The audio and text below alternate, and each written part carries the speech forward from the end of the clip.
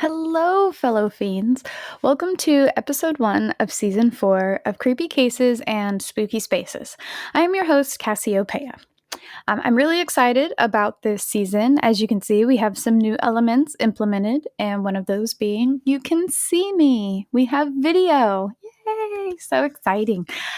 So while I appreciate you listening from your favorite podcast platforms, you can also follow along on YouTube, and I'll put the link right here in the show notes so it's easily accessible for anyone who would like to come over and watch.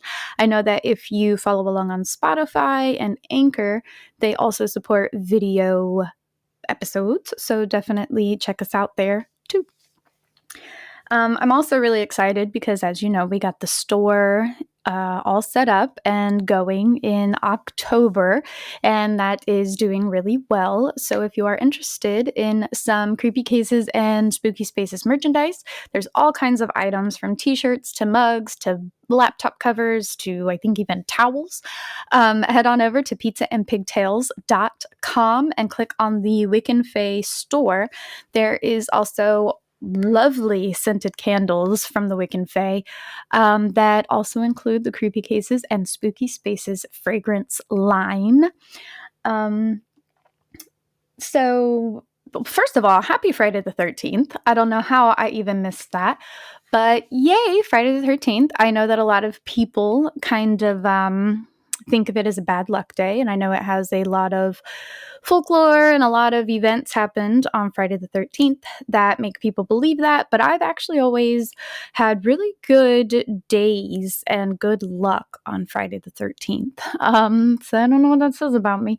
However, I wanted to celebrate today with a special episode that actually tells you about 13, go figure, urban legends and the true stories behind them. So, without further ado, let's get started.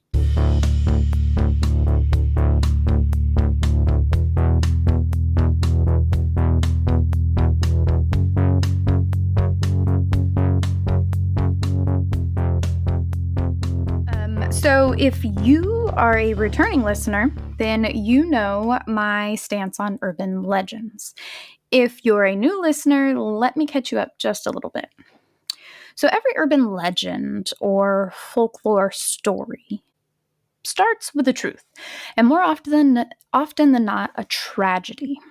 Now, throughout the years, the majority of the stories and the details get a little exaggerated and kind of fluffed up to either scare the listeners or to pass along some kind of wisdom. Now, in honor of Friday the 13th, I wanted to share 13 urban legends with you.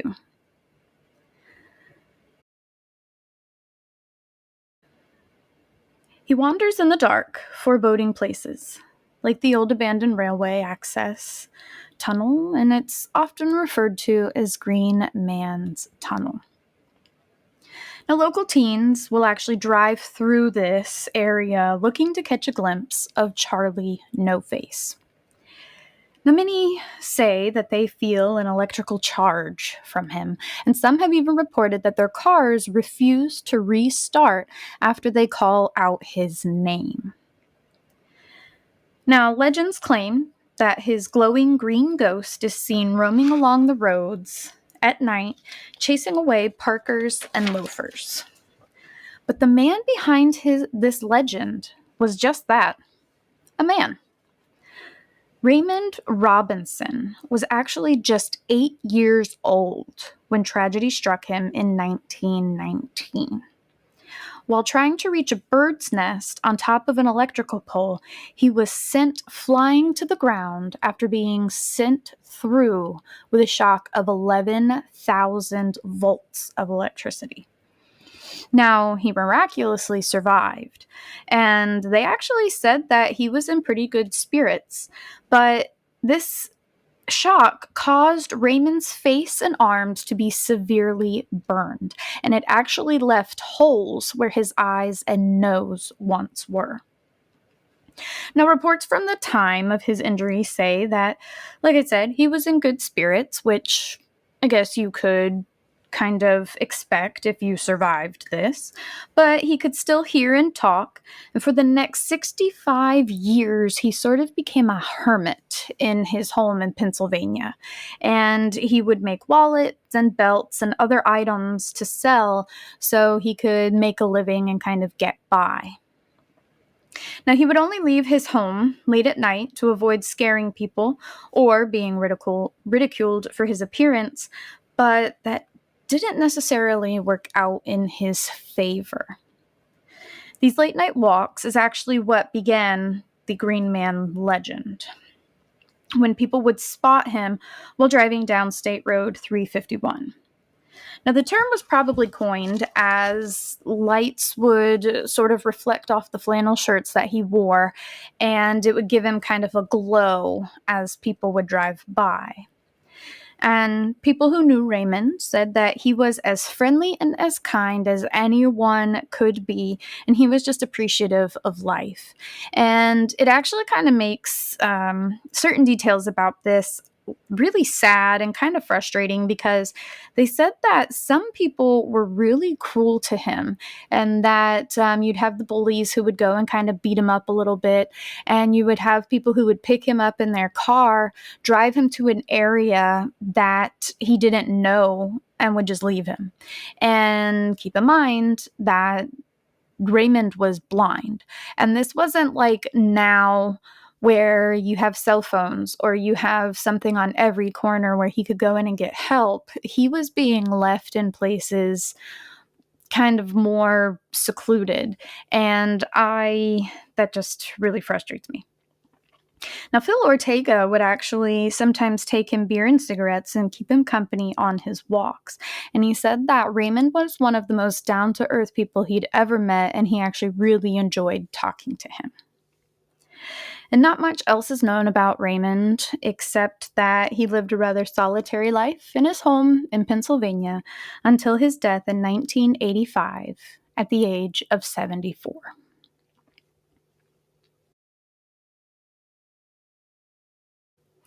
Now, urban legend number 2 is called the Attic Killer. Now, you come home after a long day, and the cabinet door in the kitchen is sitting open, and a used glass sits on the counter. Did you leave that there when you left this morning? Then the next day, you go out to throw something away, only to find trash that doesn't look familiar to you. But you'd remember using dishes or throwing stuff away, right?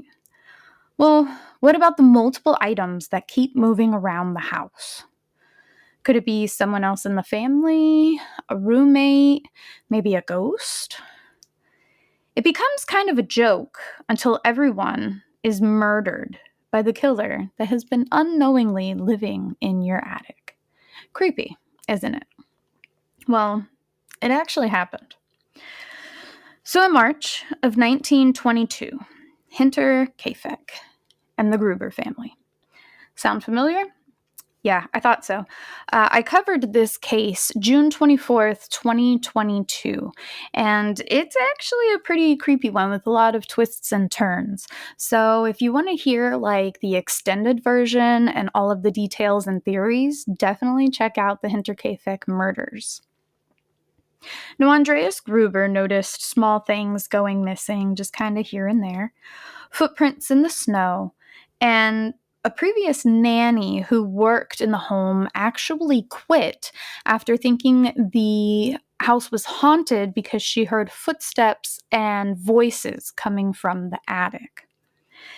Now, only a few weeks later, the entire family, including Andreas, his wife, his daughter, her 2 children, and the housekeeper, Maria Baumgartner, who was actually on her first day of work in the home, were all murdered with a mattock. And a mattock is similar to a pickaxe. And they were all left in the barn. Their bodies weren't found until 4 or 5 days later.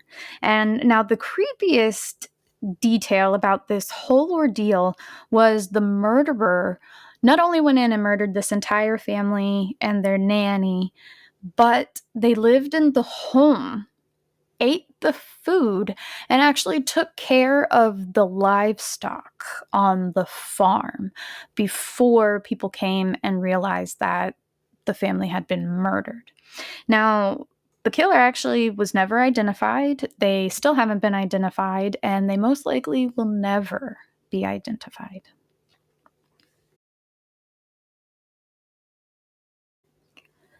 So, our third urban legend is titled The Night Doctors, aka the Night Riders.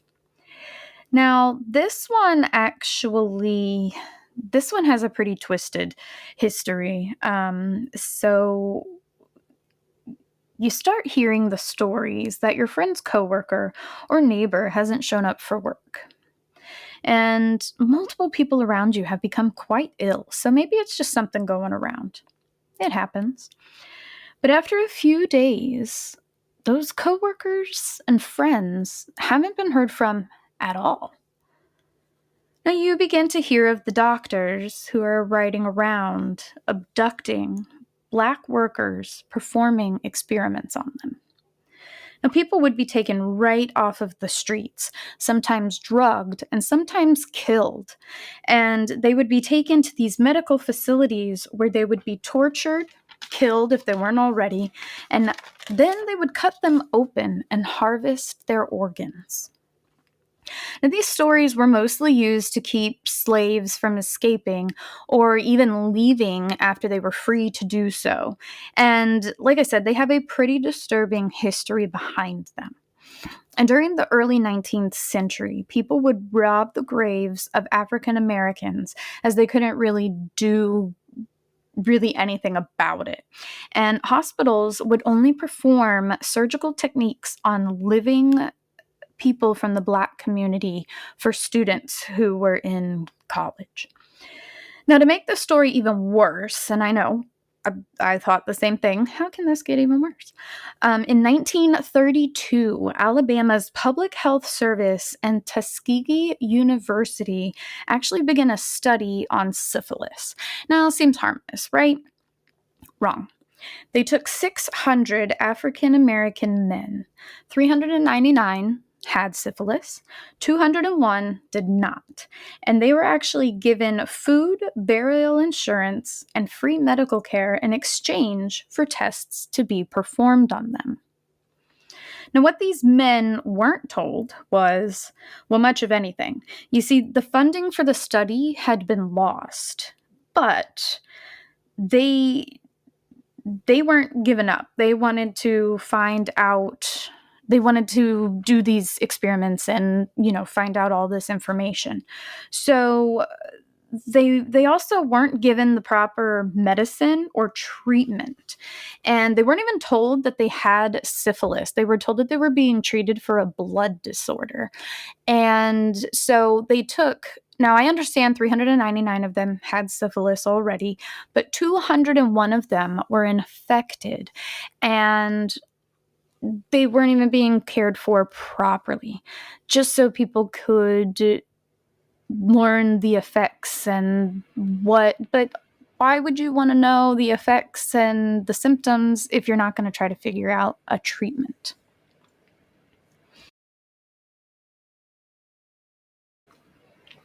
So, our fourth urban legend is called the Alice Killings. Now, this legend is on kind of the newer side. The murders happened between 1999 and 2005, and bodies were found mutilated, limbs were torn off, and the name Alice was written in blood somewhere at the crime scene.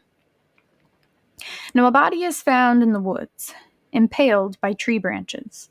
A second victim had his vocal cords torn out. A teenage girl had her skin flayed and her mouth sliced open, eyes carved out, and a crown sewn on her head. Two more victims, twins, children who were killed in their sleep by lethal injection. What did they all have in common? A single playing card was found at the scene of each death. Now, in 2005, an arrest was made when someone was found on one of, wearing one of the victim's jackets. And the man said the jacket was given to him by a demon with no face. And he was basically let go because he couldn't be connected to any of the crime scenes. And there was a song titled Hito Bashura Arisu, which was released in 2008. And Alice of Human Sacrifice is what that song title translates into. Now, the song actually described these killings and also a distorted kind of dream type world. And it's believed that the killer actually wrote the song, but no one knows who it was. There was a producer who just kind of found the song or received the song. I guess they didn't just find it, but they received it and they released it, not knowing who sent it in, not knowing really anything about where it came from. And it's just crazy to me. Now, the story behind these killings is that there were no Alice killings in Japan. There was, however, in 2003, a serial killer known as the playing card killer in Spain. And they murdered 6 people and injured 3 more. And with no real connection, motive, or pattern to any of the murders, police really couldn't pinpoint any suspects until the suspect came forward and confessed. Alfredo Galán Sotillo, while changing his story multiple times and then denying the killings altogether, going as far as saying a Nazi was forcing him to confess. At the end, though, he was sentenced to 142 years in prison. So I guess justice may have been served. He most likely was the murderer, but it's always so hard because there's been so many fake confessions in the past. And I will tell you this again, I've said it before, I don't understand why people fake confess to these murderers. That's not worth fame. Fame is, no, wrong kind of fame there. So our 5th urban legend is the legend of Cropsey. Now, Cropsey, a deranged axe murderer, escaped from a local asylum and is now living in the tunnels underneath Willowbrook State School. He comes out at night, hunting children, to drag them back to the tunnels where he hacks them to death. Now, some say he carries an axe, and others say he has a hook for a hand. Now, the truth behind the legend is Andre Rand, a janitor who actually worked for Willowbrook School before it closed due to it being a hazardous environment and the mental, physical, and sexual abuse of disabled children who were living there. Now, Rand had a history of kidnapping children, and he returned to Willowbrook to live and commit these horrible acts. Now, children in the area went missing, and after the body of 12-year-old Jennifer Schweiger was found near his living area, he was charged with her murder, and he was also charged in the murder of Holly Hughes. Now, while they weren't able to convict him in the murder of other children, he remains in prison for the kidnapping and disappearance of Jennifer and Holly.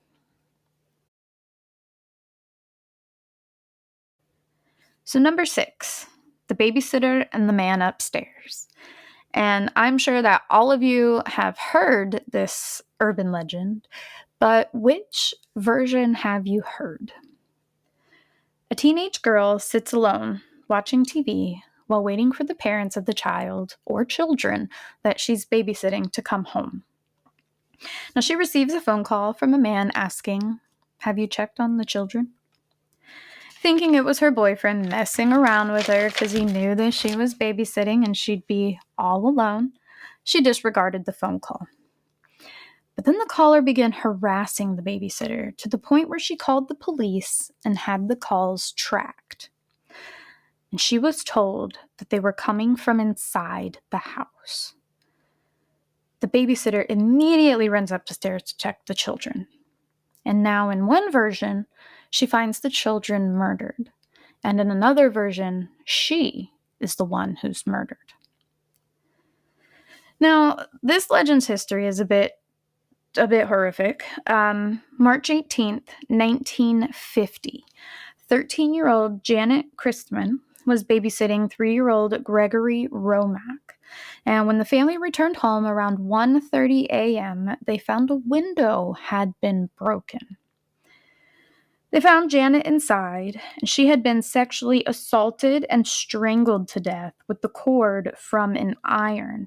And she had also been hit over the head with a blunt object, and most likely to quiet her down. Now, Robert Mueller was suspected to be the one who killed Janet, and he was actually suspected for the murder of 20-year-old Mary Lou Jenkins, who was murdered the same way that Janet was. Now, however, there wasn't enough evidence to link him to either murder, so he was never charged.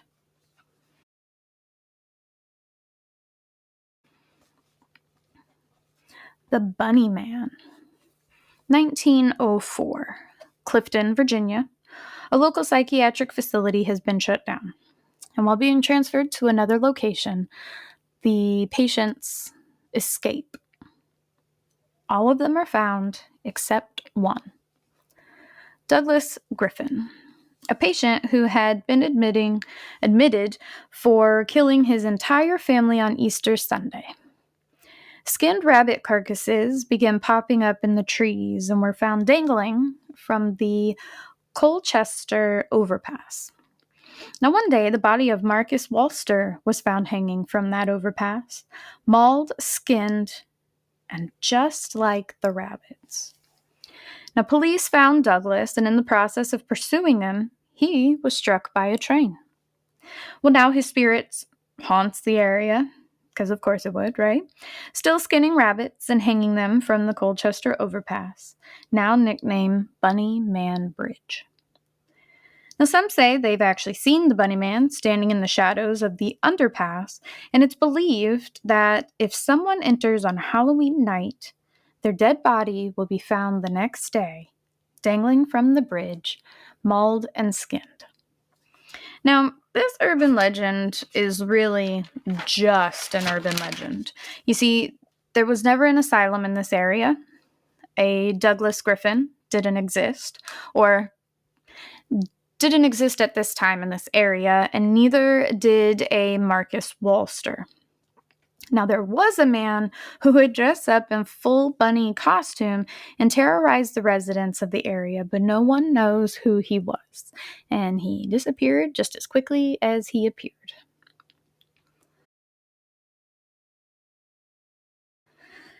Now, number 8 on our list is Hookman or Lover's Lane. Now, we've all heard the tales, a couple parked at Lover's Lane, necking. They hear a news report come on the radio warning listeners of an escaped killer. The girl pushes to leave at the frustration of the boy, but he takes her home. And when they get to her house, she gets out of the car, only to find a bloody hook hanging from the handle of the passenger car door. Now, there's another version where the couple hears scratching along the hood, and the boy gets out to investigate and scare off whoever's trying to mess with them. But he ends up dead and hanging from a tree. Now, a lot of people felt that these stories were kind of made up to keep teens from having sex or going and parking, but they actually stem from real-life murders. In 1946, a killer wearing a sack with eye holes murdered couples who were parked in their cars at night. And they deemed the killer the Phantom Killer because the killings stopped as abruptly as they began, and the phantom just disappeared, never to be found. And in that case, they either die or they're just normal people living amongst their city, proud of getting away with murder.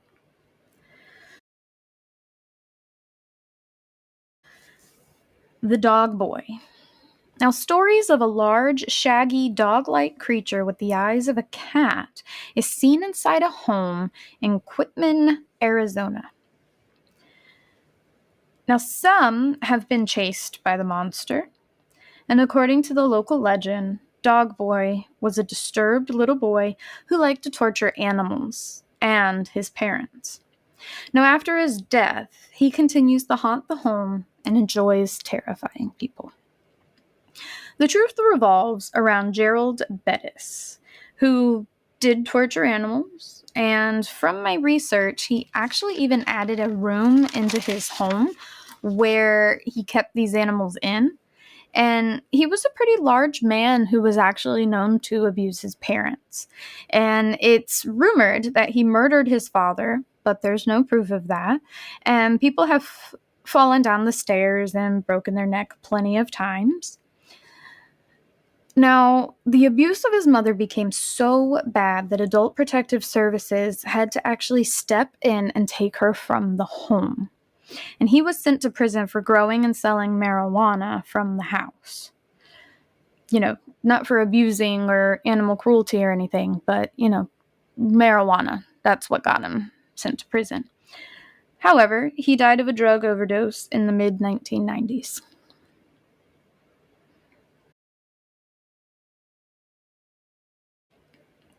Now, number 10, Blackwater. A family moves into a new home. It's perfect. It's their dream home that they've been looking for a long time. Except the water is black, sludgy, and smells sour. And so they inspect the tank and find that there is a rotting corpse floating in where their water comes in. Now, this actually happened, only it wasn't in a home. It was in the Cecil Hotel in California, in Los Angeles, actually, in 2013, when Elisa Lamb's body was found. Now, her death is still a mystery. It's been ruled an accident, but I'm not buying that because there's just so many questions and so many just that's all I can say about that. And I haven't done an episode on her yet. However, she is on my list, so you might hear a little bit more either this season or next. But her body was actually in the water tank for an entire week before maintenance even checked out the tanks. So the water people were using to shower, to drink, to brush their teeth, to wash their hands. It actually had a rotting corpse in it.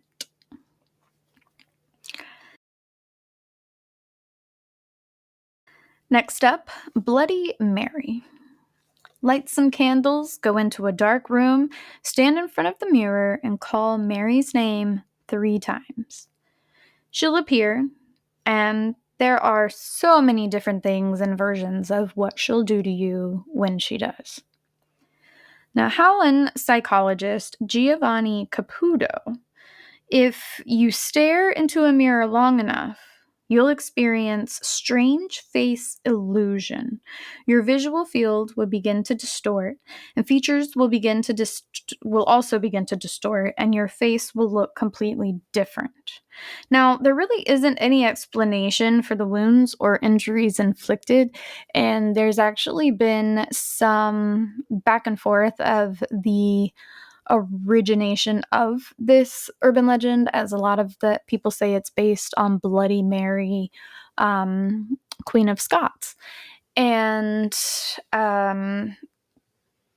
the terror that she inflicted when she held the throne. And it was just one of those things where it's not really easy to track why or how or if there's even proof of wounds or anything like that, because I've never done the Bloody Mary challenge. Maybe I will, and I'll get back to you on what happens if I'm still here.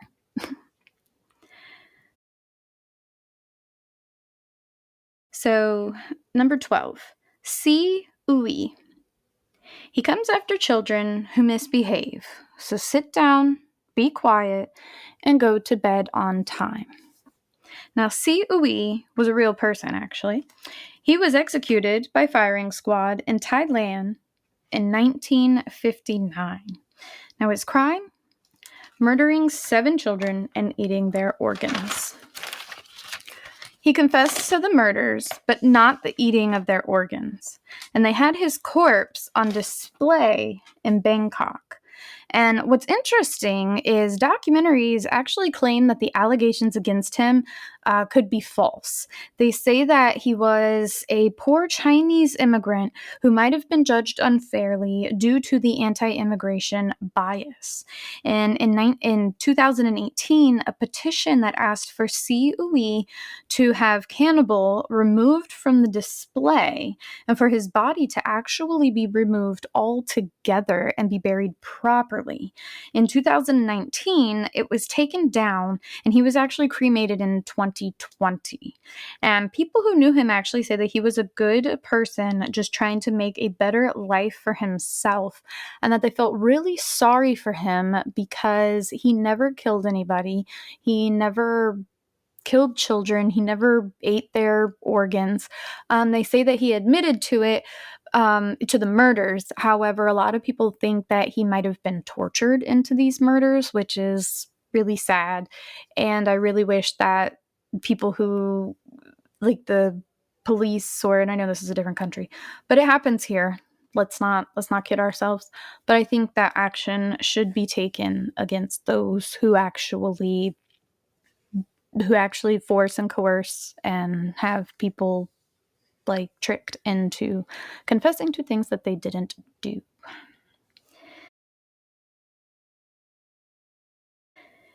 Now, number 13, our final urban legend, is about the Polybius arcade game. Now, this one was interesting because in 1981, gamers all around the world would get in line for the game Polybius. Polybus. And they say that it was an addiction and that people were actually a drone when it came to this game, but that the game would actually cause hallucinations, amnesia, night terrors, and insomnia. But they just couldn't stop playing. They also said that the FBI would come and collect the information and be subliminally controlling players. And now this is 1981. This isn't like today where we're sitting in front of our computer and anybody can kind of come along and hack in and see what we're doing. And that's kind of creepy to like even think about now as I sit here in front of my computer where anyone could come along and hack in. But this was one of those arcade video games. You walk up, you put the coins in, and you use the joysticks, and you just basically mash buttons until you win. So it's just kind of, you just kind of go, how were people? I mean, back then, of course, people are like, oh my God, yeah, that's so totally, yeah, I could totally see that happening. They're totally controlling us, man. But of course, now you look back at it and go, how were they doing that with this standalone arcade video game? Now, they were saying that this was going on, but one day the game just up and disappeared from everywhere that it was. And there was a game called The Tempest that caused nausea and motion sickness, which I could see that happening if you're not good with certain movement and stuff like that. Could understand that. And the FBI would actually come and shut down gambling rings based around this game. Not that they would come and collect information. Well, they would probably collect your information after you were caught gambling and stuff like that. But the legend says that 2 players became like really ill. But once again, if you're motion sensitive or if you're not taking care of yourself properly, because there are people I've seen who do get into the gaming and they don't eat properly, they're not sleeping properly, they're not, hydrating, and they basically make themselves sick. So I could see that being a lot of truth behind it. However, that is the end of our urban legend episode. So definitely send me a message if you have heard of any of these or if you've heard actually different versions of these. And also comment with your, I'd hate to use the word favorite, but I'm going to. Or, one of the urban legends that you hear most or one that you're interested in the most. And I would love to look up the original story, or if you know the original story, definitely add that in there. And I will see you next crime. Creepy Cases and Spooky Spaces with Cassiopeia is a Pizza and Pigtails production. All episodes are researched, written, and edited by yours truly. You can find new episodes every Friday, with bonus episodes coming out every other Tuesday. You can find the podcast on your favorite listening platform, or now you can find it on YouTube as well. Don't forget to follow along on social media, creepycases.spookyspaces, for all future news, updates, and maybe some content that you won't find on the podcast. Also, be sure to subscribe so you can get access to bonus content, early access to content, and a couple of little thank you swag. If you'd like to contact me about appearing on a future episode, maybe you would like to suggest your own creepy case or spooky space, or maybe you'd also like to reach out about ad space, you can reach me directly at creepycases.spookyspaces@gmail.com, or feel free to reach out through those social media platforms as well. And, as always, see you next crime.